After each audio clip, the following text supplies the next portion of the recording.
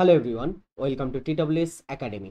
Dear students, নতুন একটি পর্বে সকলকে আবার স্বাগত জানাই। জিকের ঝুলির আমরা যে ক্লাসটি কন্টিনিউ করছিলাম তার আজ 21 নম্বর পর্ব। আজকে আমরা প্রশ্ন তো রেখেছি কিছু গুরুত্বপূর্ণ, তার সঙ্গে আমাদের গুরুত্বপূর্ণ প্রশ্নগুলো আমরা একটু দ্রুত আজকে সলভ করব। আজকের ক্লাসে একটু আলোচনা কম হবে, কিন্তু কোশ্চেন অ্যান্সারটা একটু দ্রুত হবে। যারা যুক্ত হচ্ছ তারা সকলে যুক্ত হয়ে যাও দ্রুত। গুড মর্নিং সকলকে। আর সকাল 8টাতে এই ক্লাসটা তোমরা আমাদের প্রতিদিন TWS একাডেমিতে দেখতে পাবে। দ্য ওয়ে অফ সলিউশনকে সাবস্ক্রাইব না করে রাখলে সাবস্ক্রাইব করে দেবে, টেলিগ্রাম চ্যানেলেও যুক্ত হয়ে যাবে। চলো শুরু করি আজকের ক্লাস। নব্যবঙ্গ আন্দোলনের প্রধান উদ্যোক্তা কে ছিলেন? নব্যবঙ্গ আন্দোলন বা যেটাকে আমরা ইয়ং বেঙ্গল মুভমেন্ট বলে থাকি। সো নব্যবঙ্গ আন্দোলনের প্রধান উদ্যোক্তা কে ছিলেন?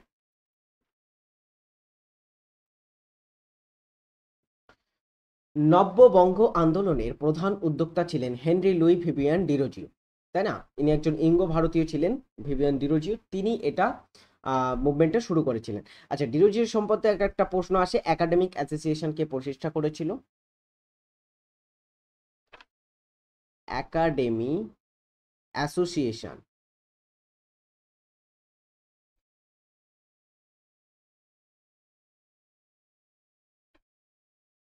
একাডেমিক অ্যাসোসিয়েশন প্রতিষ্ঠা করেছিলেন তিনি। সেটা কবে? সেটা হচ্ছে 1828 তিনি একাডেমিক অ্যাসোসিয়েশন প্রতিষ্ঠা করেছিলেন। নেক্সট প্রশ্নের উত্তরে আমরা আসবো।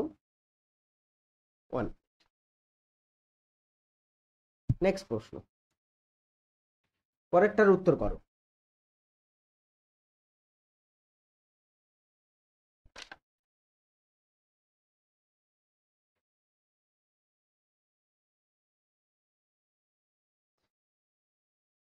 কত সালে সুভাষচন্দ্র বসু তার বাসভবন থেকে নিখোঁজ হন? সুভাষচন্দ্র বসু হরিপুরা এবং ত্রিপুরী দুটি অধিবেশনে আমরা জানি জাতীয় কংগ্রেসের সভাপতিত্ব করেছিলেন, তাই না?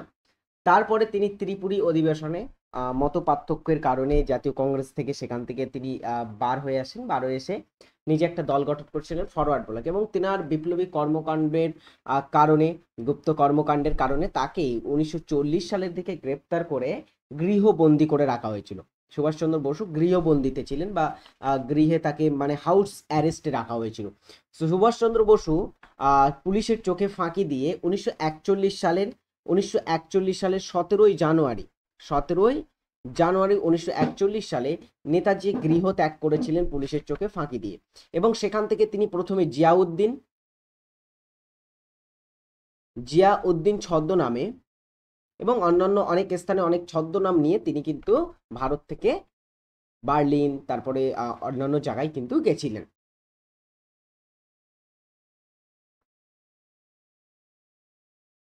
নেক্সট প্রশ্ন হবে, ভিটামিন B12 সাধারণত কিসে থাকে না? ভিটামিন B12 কিসে থাকে না? ভিটামিন B12 এর প্রধান উৎস কি বলো?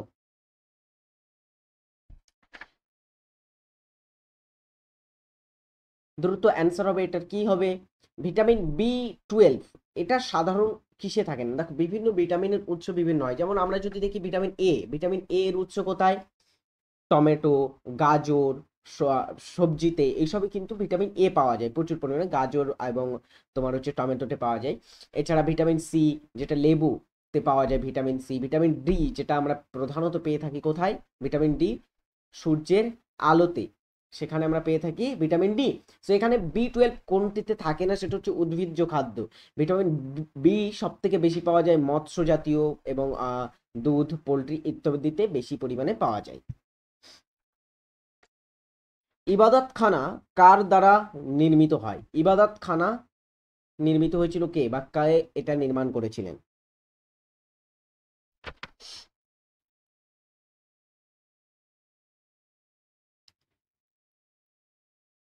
দেখো, ইবাদতখানা এটা নির্মাণ করেছিলেন কে? মুঘল সম্রাট আকবর নির্মাণ করেছিলেন উত্তরপ্রদেশের বর্তমানে অবস্থিত ফতেপুর ফতেপুর সিক্রি শহরে। কোথায় করেছিলেন? ফতেপুর সিক্রিতে তিনি এটা প্রতিষ্ঠা করেছিলেন। পরে আরো একটা কোশ্চেন দেখো আমাদের হিস্ট্রি থেকে, কার অনুমতি নিয়ে ইংরেজরা সুরাটে প্রথম কারখানা স্থাপন করেছিলেন? Captain Hawkins, sir Thomas Roe, তারা আমাদের ভারতে এসেছিলেন, আমরা জানি হকিংস ভারতে এসেছিলেন। তারা এসেছিলেন কার দরবারে? জাহাঙ্গীরের দরবারে। সো জাহাঙ্গীরের দরবারে আসার পরে সেখান থেকে ইংরেজরা কারখানা নির্মাণের অনুমতি পেয়েছিলেন। তো রাইট অ্যান্সার হবে সম্রাট জাহাঙ্গীরের কাছ থেকে তারা সুরাটে, তাদের প্রথম কারখানা যেটা ছিল সেটা হচ্ছে সুরাটে, সেখানে নির্মাণ করেন। এবং এটা কবে করেছিলেন, যদি প্রশ্ন একটা আসে এখান থেকে, কবে করেছিলেন তিনি, এটা কবে করেছিলেন বলতো? সেটা হচ্ছে 1613 সালে তিনি বা তারা নির্মাণ করেছিল কারখানা। সাহিত্য পুরস্কার ব্যাস সম্মান ড্যাশ সালে প্রথম দেওয়া হয়? কোন সালে প্রথম, শূন্যস্থানে কোন সালটা বসবে, কোন সালে দেওয়া হয় প্রথম সাহিত্য পুরস্কার ব্যাস সম্মান? ব্যাস সম্মান হিন্দি সাহিত্যে বিশেষ রচনার জন্য দেওয়া হয়ে থাকে। ঠিক আছে, হিন্দি সাহিত্যে রচনার জন্য দেওয়া হয় ব্যাস সম্মান। কারা প্রদান করে, যদি প্রদানকারী সংস্থা বলি, সরস্বতী সম্মান, ব্যাস সম্মান এগুলো প্রদান করে থাকে কে কে বিড়লা ফাউন্ডেশন।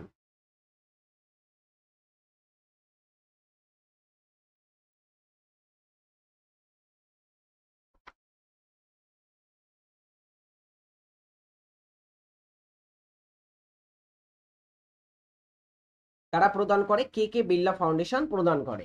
অ্যান্ড এটা প্রথম প্রদান করা হয়েছিল 1991 সালে। 1991 সালে। নিম্নোক্ত বস্তুগুলির কোনটিতে অক্সিজেন নেই? অক্সিজেনের উপস্থিতি নেই নিম্নোক্ত যে সমস্ত, এগুলো সবগুলো কিন্তু বক্সাইট, কেরোলাইট, ডলোমাইট এবং হেমাটাইট, এগুলো এক একটা কি, এগুলো এক একটা হচ্ছে আকরিক। কিসের আকরিক? বক্সাইট, কেরোলাইট, এগুলো হচ্ছে অ্যালুমিনিয়ামের আকরিক। বক্সাইট, কেরোলাইট, অ্যালুমিনিয়াম।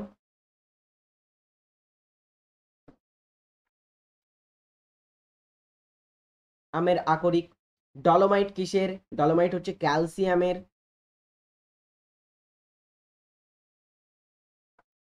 তাই না? আর হেমাটাইট কিসের? হেমাটাইটটা হচ্ছে তোমার লোহার আকরিক। সেখানে রাইট অ্যান্সার হবে ক্রায়োলাইট। এর মধ্যে কিন্তু কোনো অক্সিজেনের অণুর উপস্থিতি নেই, অক্সিজেন নেই। তাহলে ক্রায়োলাইটের সংকেতটা কি হবে বলতো? ক্রায়োলাইটের সংকেত হচ্ছে Na, এর ভিতরে সোডিয়াম পাওয়া যায়, তারপরে Al aluminium F6, AlF6, Na3Al-F6 হচ্ছে এর সংকেত। ভারতীয় সংবিধানের ধারা 312 ড্যাশের সাথে সম্পর্কিত। 312টা কিসের সাথে সম্পর্কিত?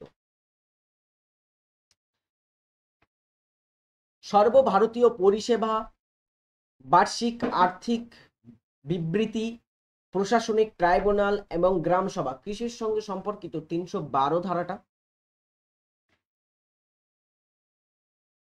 ভারতীয় সংবিধানের 312 ধারা সম্পর্কিত হচ্ছে all India service. It's mean option A, সর্বভারতীয় পরিষেবা এর সঙ্গে কিন্তু যুক্ত। নিঙ্গল চাকৌব, নিঙ্গল চাকৌব কোন রাজ্যের উৎসব? এটা একটা উৎসব, একটা রাজ্যের ট্রেডিশনাল উৎসব। কোন রাজ্যের উৎসব এটা? খুবই একটা মানে কঠিন নাম। এরকম উৎসব থেকে প্রশ্ন আমরা এসএসসির পরীক্ষাতে কিন্তু দেখতে পারবো। যারা এসএসসির পরীক্ষা, এমটিএস, সিএইচএসএল, সিজিএল, এই সমস্ত পরীক্ষা, জিডির পরীক্ষার প্রিপারেশন নিচ্ছ, তাদের জন্য এগুলো কিন্তু প্রচুর কাজে আসবে। এ ধরনের প্রশ্ন সেখানে দিয়ে থাকে। তো নিঙ্গল চাকৌব কোন রাজ্যের উৎসব? সেটা হচ্ছে অপশন বি, মণিপুর রাজ্যের একটা ট্রেডিশনাল উৎসব হচ্ছে এই উৎসবটা। কোয়া সার্ভেট তত্ত্বের প্রবক্তাকে? কোয়া সার্ভেট তত্ত্বের প্রবক্তাকে? এটার প্রবক্তা হচ্ছে ওপারিন। নেক্সট একটা হোমওয়ার্ক, নিম্নের কোনটি ভারতের বৃহত্তম কয়লা খনি? সকলে কমেন্ট করে এটার উত্তর জানিয়ে যাবে। আর ক্লাসটি সম্পর্কে মন্তব্য অবশ্যই তোমরা করে যাবে। ভালো কেমন লাগলো ক্লাসটি অবশ্যই সকলে কমেন্ট করে জানিয়ে যাবে। নেক্সট প্রশ্ন, ভারতে দ্বিতীয়বারের মতো এশিয়ান গেমস কত সালে অনুষ্ঠিত হয়? এশিয়ান গেমস, এশিয়ান কান্ট্রিগুলোকে নিয়ে খেলা হয় এশিয়ান গেমস, তাই না? ভারত এশিয়ান গেমস ভারত দুইবার এশিয়ান গেমস হোস্ট করেছে। কতবার হোস্ট করেছে? দুইবার হোস্ট করেছে। প্রথম এশিয়ান গেমস হোস্ট করেছিল কবে? সেটা হচ্ছে 1951 সাল। 1951 সালে দিল্লিতে প্রথম এশিয়ান গেমস আয়োজিত হয়েছিল, এবং প্রথম এশিয়ান গেমস যেটা 1951 সালে আয়োজিত হয়েছিল, এটা কিন্তু এশিয়ান গেমসের ইতিহাসেও প্রথম এশিয়ান গেমস, তাই না? এশিয়ান গেমস প্রথম আয়োজিত করে ভারত, এবং সেটা ছিল এশিয়ান গেমসের প্রথম আসর। এবারে দেখো, এশিয়ান গেমস দ্বিতীয়বারের মতো, যদি আমরা সেকেন্ড টাইম যদি বলি, দ্বিতীয়বার কোথায় আয়োজিত হয়, সেটা হচ্ছে ফিলিপাইন্সের ম্যানিলা, সেখানে দ্বিতীয় এশিয়ান গেমসটা আয়োজিত হয়। কিন্তু ভারতে দ্বিতীয়বারের মতো আয়োজিত হয়েছিল কবে? এটা হচ্ছে 1982 সালে, দিল্লি এশিয়ান গেমস 1982 সালে দ্বিতীয়বার ভারত এখানে কিন্তু আয়োজন করে। এবং এই এশিয়ান গেমসে একটা গুরুত্বপূর্ণ কাজ হয়, যেটা হচ্ছে এখানে ম্যাসকটের প্রচলন হয়।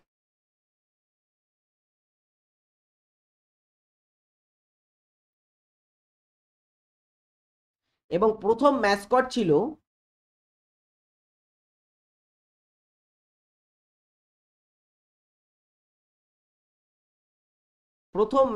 কি ছিল?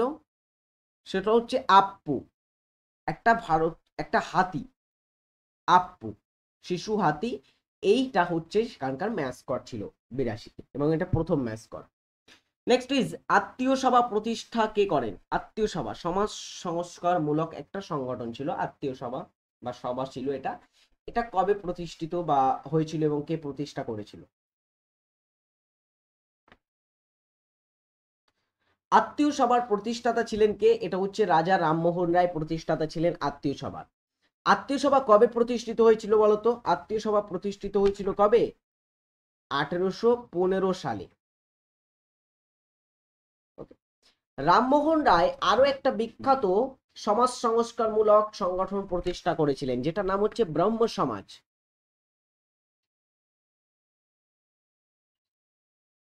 ব্রহ্ম সমাজ এর প্রতিষ্ঠাতাও ছিলেন কে?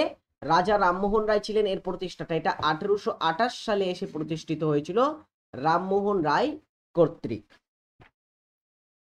নিচের কোনটি ভারতের তৈরি প্রথম ক্ষেপণাস্ত্র? ভারতের প্রথম ক্ষেপণাস্ত্র কোনটি ছিল?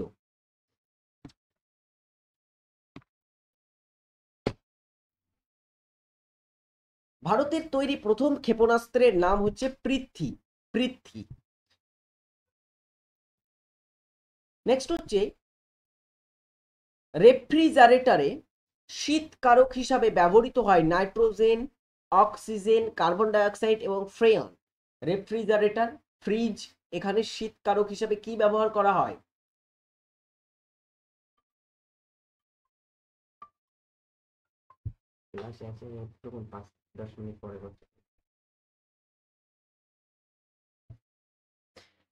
এখানে সঠিক উত্তর হবে ফ্রেয়নের ব্যবহার হয়।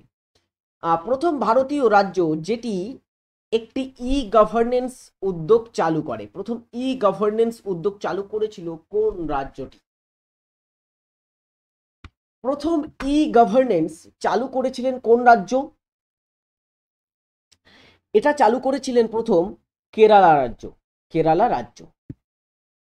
নেক্সট হচ্ছে আমাদের একটু প্রমোশন, তোমাদের কাছ থেকে আমি একটু প্রমোশন করছি, যেটা হচ্ছে আমাদের TWS একাডেমি অ্যাপ। সেখানে তোমরা যারা যুক্ত হতে চাও, এখান থেকে তোমরা আমাদের TWS একাডেমিতে যুক্ত হলে বিভিন্ন ব্যাচে ভর্তি হয়ে আমাদের কাছ থেকে সেরা চাকরির প্রিপারেশন নিতে পারবে। আর আমাদের TWS একাডেমি অ্যাপে সেখানে কিন্তু মক টেস্ট করানো হয়ে থাকে। Mock test free mock test আছে কয়েকদিন পরে একটা, তো তোমরা মক টেস্টে যুক্ত হয়ে যাবে। কয়েকদিন অন্তর অন্তর আমরা এখানে কয়েকটা মক টেস্ট অ্যারেঞ্জ করে থাকি। তোমরা যারা মক টেস্টে যুক্ত হতে চাও অবশ্যই যুক্ত হয়ে যাবে। সেখানে ফ্রি মক টেস্টে তোমাদের একটা অ্যারেঞ্জ করা হচ্ছে 8 তারিখে। ওকে, চলো, বর্তমানে এই সমস্ত ব্যাচগুলো চলছে, একটু ফলো করবে এই ব্যাচগুলো। এগুলোর মধ্যে ফাউন্ডেশন ব্যাচ, যেখানে WEP KPর একদমই বেসিক থেকে ক্লাস করানো হচ্ছে। প্রচেষ্টা ব্যাচ, প্রয়াস batch, NM GNM class course, রেলওয়ের ব্যাচ, SSC ফাউন্ডেশন ব্যাচ, যারা SSCর প্রস্তুতি নিতে চাও তারা এখানে যুক্ত হতে পারবে। সকলে যুক্ত হয়ে যাবে আমাদের TWS একাডেমিতে সেরা চাকরির প্রস্তুতি নিতে। আজ থেকেই শুরু করে দাও সেরা চাকরির প্রস্তুতি। নেক্সট হচ্ছে অল থিং কোন দেশের পার্লামেন্ট? অল থিং হচ্ছে কোন দেশের পার্লামেন্ট?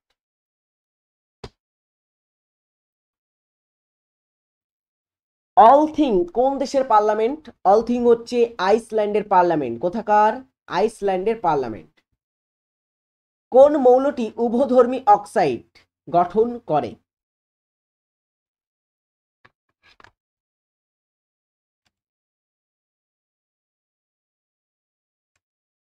কোন মৌলটি উভধর্মী অক্সাইড গঠন করে? সেটা হচ্ছে অ্যান্টিমনি। অ্যান্টিমনি উভধর্মী অক্সাইড গঠন করে। নেক্সট প্রশ্ন, কোন স্থানে গৌতম বুদ্ধ প্রথম তার বাণী প্রচার করেন? এটা কিন্তু খুবই ইন্টারেস্টিং একটা প্রশ্ন। গৌতম বুদ্ধ তার বাণী প্রথম কোথায় প্রচার করেছিলেন? চলো গৌতম বুদ্ধ সম্পর্কে কয়েকটা তথ্য বলে রাখি। গৌতম বুদ্ধ যদি আমরা জন্ম বলি, কোথায় হয়েছিল? জন্ম লুম্বিনীতে, তাই না? লুম্বিনী নামক উদ্যানে তার জন্ম হয়েছিল। আচ্ছা, গৌতম বুদ্ধ তিনি গৃহত্যাগ করেছিলেন, মহাবিনিষ্ক্রমণ বলা হয় তার গৃহত্যাগের ঘটনাকে। অ্যান্ড গৃহত্যাগ করে তিনি দিব্য জ্ঞানের খোঁজে তপস্যা করেছিলেন। কোথায় তপস্যা করেছিলেন? বুদ্ধ গয়াতে তিনি কিন্তু দিব্য জ্ঞান অর্জন করেছিলেন। বুদ্ধ গয়াতে তিনি নির্বাণ লাভ করেছিলেন বোধিবৃক্ষের নিচে, সেখানে বোধিবৃক্ষে। এবং তারপরে তিনি সেখান থেকে আসেন বারাণসীতে। কোথায় আসেন? বারাণসীতে এসেছিলেন। বারাণসীতে এসে তিনি তার পাঁচজন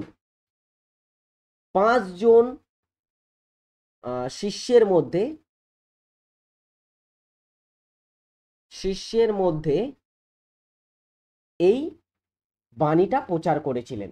তো সেটা কোথায় ছিল? সেটা হচ্ছে বারাণসীর কাছে সারনাথ নামক স্থানে তিনি এই বাণীটা প্রচার করেছিলেন। আচ্ছা, আরেকটা জিনিস হয়ে থাকে, গৌতম বুদ্ধ তার দেহত্যাগ মানে তার মৃত্যু কোথায় হয়েছিল, দেহত্যাগ কোথায় করেছিলেন? দেহত্যাগ কোথায় করেছিলেন এটা কমেন্ট করে সকলে জানাও। এটা হচ্ছে কুশীনগর। কুশীনগরে তিনি করেছিলেন দেহ ত্যাগ। প্রথম ভারতের প্রথম মহিলা অর্থমন্ত্রী যিনি বাজেট পেশ করেন, প্রথম মহিলা অর্থমন্ত্রী কে ছিলেন যিনি বাজেট পেশ করেছিলেন? আচ্ছা, ভারতের আমরা যদি দেখি, স্বাধীন ভারতের কথা যদি আমরা বলি, প্রথম বাজেট কে পেশ করেছিলেন? মানে ভারতীয়দের মধ্যে বাজেট প্রথম পেশ কে করেন? সেটা হচ্ছে আর কে শানমুখ চেট্টি। আর কে শানমুখ চেট্টি ইনি ভারতে প্রথম বাজেট পেশ করেছিলেন। এবারে প্রথম মহিলা হিসাবে কে করেছিলেন? প্রথম মহিলা হিসাবে বাজেট যিনি পেশ করেছিলেন তিনি হচ্ছেন ইন্দিরা গান্ধী। প্রথম মহিলা প্রধানমন্ত্রী তো অবশ্যই ছিলেন, তার সঙ্গে মহিলা প্রথম অর্থমন্ত্রীর দায়িত্ব তিনি পালন করেছিলেন ইন্দিরা গান্ধী। ঠিক আছে, এবং ইন্দিরা গান্ধী 1969 সালে গভর্নেন্সে প্রথম মহিলা অর্থমন্ত্রী হিসাবে বাজেট পেশ করেন। আইসিডিএস প্রকল্প কবে চালু হয়? আইসিডিএস প্রকল্প মানে কি? আইসিডিএস মানেটা কি বলতো পুরো কথা? এটা হচ্ছে ইন্টিগ্রেটেড চাইল্ড, এটা কি হচ্ছে? Integrated child development services, ICDS প্রকল্পের পুরো কথা। এন্ড আইসিডিএস প্রকল্পটা কবে বলতো চালু হয়েছিল? আইসিডিএস প্রকল্প চালু হয়েছিল 1975 সালে। 1975-এ। কোন রাজ্যটি চতুর্দিকে স্থলভাগ দ্বারা বেষ্টিত? চতুর্দিকে স্থলভাগ দ্বারা বেষ্টিত এরকম রাজ্য কোনটি? মানে ল্যান্ডলক, তাই না? সো এখানে দেখো কিছু কিছু ভারতের কিছু কিছু রাজ্য আছে চতুর্দিকে ভারতীয় সীমা দ্বারা মানে ভারতের স্থলবেষ্টিত রাজ্য দ্বারা বেষ্টিত আছে। কিছু কিছু রাজ্য আছে অন্যদিকে একদিকে আন্তর্জাতিক সীমানা আছে কিন্তু সেটা স্থলবেষ্টিত আন্তর্জাতিক সীমানা, অন্যদিকে জলভাগও নেই, এরকম স্টেট আছে। বিহার এমনই, বিহারের সাথে নেপালের সেখানে কিন্তু বিহারের সাথে নেপালের কিন্তু সীমানা আছে, আন্তর্জাতিক সীমানা, কিন্তু সেটা স্থলভাগের দিকে। স্থলবেষ্টিত আমরা রাজ্য বলতে পারি এটাকে বিহার। আর স্থলবেষ্টিত রাজ্য কোনগুলো হবে? 9টি রাজ্যের নাম মনে রাখবে, যেমন গুজরাট, তারপরে হচ্ছে মহারাষ্ট্র, গোয়া, কর্ণাটক, দেন হচ্ছে তোমার কেরালা, তামিলনাড়ু, অন্ধ্রপ্রদেশ, ওড়িশা, পশ্চিমবঙ্গ। এই রাজ্যগুলি কিন্তু তোমার হচ্ছে উপকূলীয় রাজ্য। ঠিক আছে, বাকিগুলি হচ্ছে সব স্থলবেষ্টিত রাজ্য। পাঞ্জাবি লিখতে কোন লিপির ব্যবহার করা হয়? পাঞ্জাবি লিখতে আমরা কোন লিপির ব্যবহার করি? যেমন হিন্দি লিখতে কোন লিপির ব্যবহার করা হয়? দেবনাগরী লিপি, এটা হচ্ছে হিন্দি লিপিতে লেখা হয়। ওকে, তো এখানে পাঞ্জাবি লিখতে কোন লিপির ব্যবহার করা হয়? প্রাকৃত, পালি, গুরুমুখী অ্যান্ড হচ্ছে দেবনাগরী। দেবনাগরীটা বলে দিলাম, হিন্দি যে তোমার হচ্ছে লিপি সেটাকে দেবনাগরী লিপি বলা হয়। এখানে রাইট হবে গুরুমুখী লিপি কিন্তু ব্যবহার করা হয়ে থাকে পাঞ্জাবি লিখতে, গুরুমুখী। প্রাকৃতিক পরিবেশে সংরক্ষণকে বলে, প্রাকৃতিক পরিবেশে সংরক্ষণকে কি বলা হয়?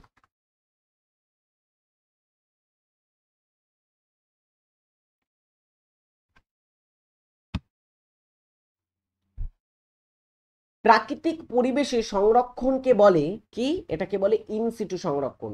মানে প্রাকৃতিক অঞ্চলে যে সংরক্ষণ করা হয় সেটাকে ইনসিটু, যেমন সংরক্ষিত বনাঞ্চল, তারপরে হচ্ছে তোমার একটা হচ্ছে অভয়ারণ্য, এগুলো হচ্ছে কি আমরা ইনসিটুর মধ্যে ধরবো। এক্সিটু কি? একটা অঞ্চল থেকে সরিয়ে নিয়ে গিয়ে অন্য একটা অঞ্চলে তাদেরকে সংরক্ষণ করার ব্যাপারটা হচ্ছে এক্সিটু, যেমন চিড়িয়াখানা একটা এক্সিটু সংরক্ষণের মধ্যে আসবে। পরেরটা, হর্ষঙ্ক বংশের প্রতিষ্ঠাতাকে?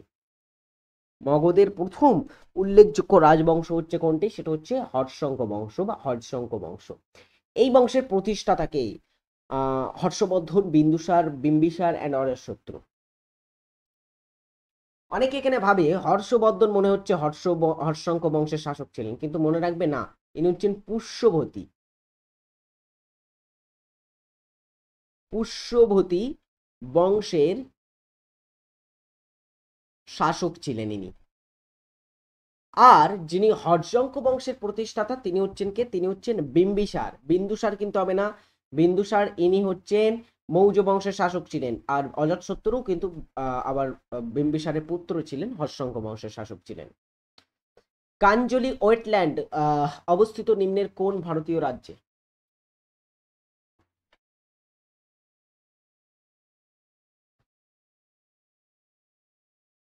কাঞ্জলি ওয়েটল্যান্ড কোন রাজ্যে অবস্থিত?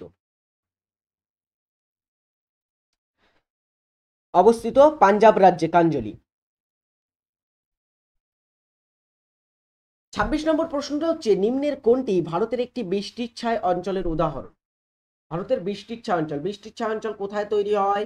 যেখানে পর্বত থাকে সেই অঞ্চলে বিশেষ করে বৃষ্টির ছায় অঞ্চল আমরা দেখে থাকি। যেমন এই যে পরিচলন বৃষ্টিপাত, বা আমরা যদি বলি বৃষ্টিপাত যে বিষয়টা, পরিচলন বৃষ্টিপাত নয়, এটাকে বলা হয় শৈলক্ষেপ বৃষ্টিপাত। সরি, শৈলক্ষেপ বৃষ্টিপাত যখন পর্বত গাত্রে অনুবাদ এবং প্রতিবাদ দুটো ঢাল থাকে, যে ঢালে প্রচুর বৃষ্টিপাত হয় সেটাকে আমরা কি বলি? প্রতিবাদ ঢাল, তাই না? আরেকটা অনুবাদ ঢাল এখানে। সো এখানে একটা দিকে তৈরি হয়ে থাকে বৃষ্টি বহুল অঞ্চল, একদিকে হয় বৃষ্টির ছায় অঞ্চল। এখানে বৃষ্টির ছায় অঞ্চল কোনটি? শিলং একটা বৃষ্টির ছায় অঞ্চল, মেঘালয়ে অবস্থিত। তাহলে বৃষ্টি বহুল স্থান কোনটি হবে? ঠিক তার অপোজিট সাইডে অবস্থিত মৌসিনরাম, মৌসিনরাম বা চেরাপুঞ্জি, এটা হচ্ছে একটা বৃষ্টিবহুল স্থান। কেমন বৃষ্টিবহুল?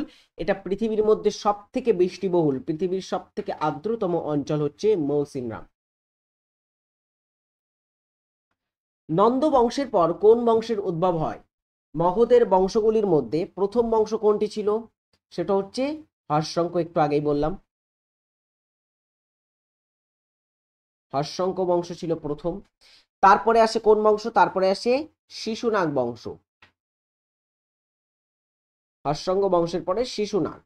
শিশুনাগ বংশের পরে আসে কোন বংশ? মহাপদ্ম নন্দ কর্তৃক প্রতিষ্ঠিত নন্দ বংশ।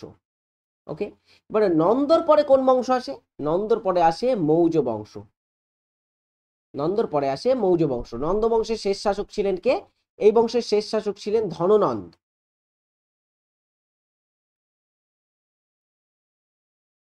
ধননন্দ, এই ধননন্দকে পরাজিত করে চন্দ্রগুপ্ত মৌর্য কিন্তু মৌর্য বংশের প্রতিষ্ঠা করেছিলেন। Right answer is option D, Maurya বংশ হচ্ছে এই বংশের পরবর্তী বংশ। কনজিউমার প্রোটেকশন অ্যাক্ট চালু হয় নিম্নের কোন সালে?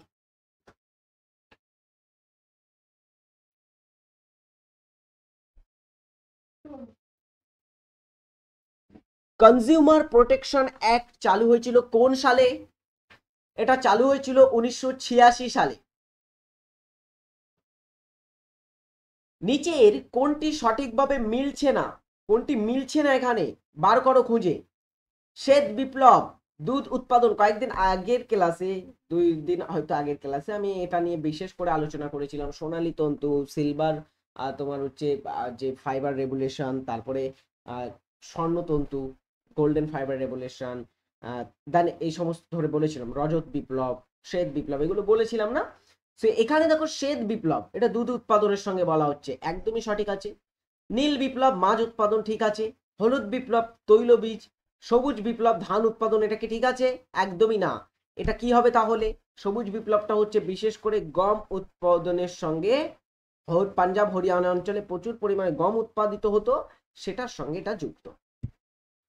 নেক্সট হচ্ছে অ্যালবার্ট আইনস্টাইন পদার্থবিজ্ঞানে নোবেল পুরস্কার পেয়েছিলেন কোনটির জন্য, কোন সূত্রটি আবিষ্কারের জন্য?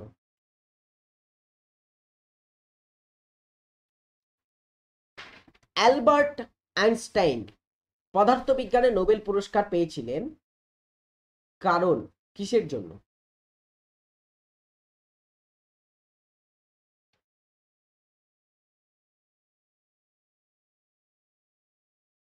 বলো, দ্রুত বলো।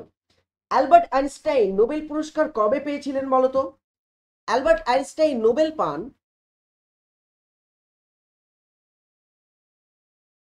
কবে? 1921 সালে অ্যালবার্ট আইনস্টাইন নোবেল পুরস্কার পেয়েছিলেন। অ্যান্ড ইনি কোন ক্ষেত্রে পেয়েছিলেন? ইনি হচ্ছেন আলোক তড়িৎ ক্রিয়া সম্পর্কিত সূত্র আবিষ্কারের জন্য নোবেল পুরস্কার পেয়েছিলেন। ওকে ডিয়ার স্টুডেন্টস, যেটা বলছিলাম, TWS একাডেমি অ্যাপ ডাউনলোড না করলে ডাউনলোড করে নেবে সকলে। দুর্দান্ত ক্লাস সেখানে স্যারেরা করাচ্ছে তোমাদের, সেটা চাকরির প্রস্তুতি দিচ্ছে। আর মক টেস্ট দিতে চাইলে আমাদের TWS একাডেমিতে ফ্রি মক টেস্ট অ্যারেঞ্জ করা হচ্ছে, সেখানে সকলে যুক্ত হয়ে যাবে। আমাদের টেলিগ্রামে ফলো করতে থাকো, সেখানে কবে ডেট খন সব করে দেওয়া আছে, সেখান থেকে তোমরা দেখে যুক্ত হতে পারো। ওকে, বিভিন্ন চাকরির প্রস্তুতি নিতে চ্যানেল দুটিকে সাবস্ক্রাইব করে রাখো, সমস্ত ফ্রি লাইভ ক্লাস দেখতে। আজকের ক্লাসে আমি বেশি আলোচনা করতে পারলাম না, কারণ আজকের ক্লাসটাতে একটু অন্যদিনের ক্লাসে আলোচনা করে দেবো। যাই হোক, আমি এখানে শেষ করছি আজকের ক্লাসটি। পরের দিনের ক্লাসে দেখা হবে নতুন একটি পর্ব নিয়ে। ততক্ষণের জন্য টাটা, ভালো থাকবে।